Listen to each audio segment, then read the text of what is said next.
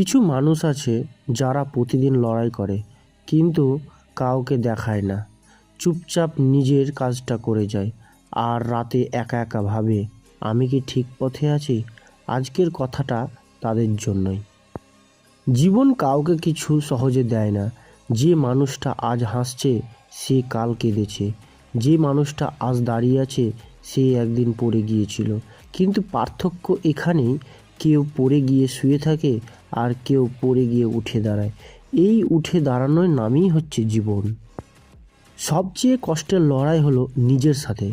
যখন মন বলে আজ থাক, কাল থেকে শুরু করিস। যখন শরীর বলে আর পারছি না।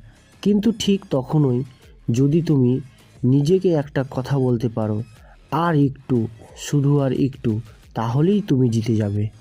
নিজেকে কখনো ছোট ভেবো না। আজ যদি কেউ তোমাকে বিশ্বাস না করে তাতে কিছু যায় আসে না। তুমি নিজেকে বিশ্বাস করো, ওটাই যথেষ্ট।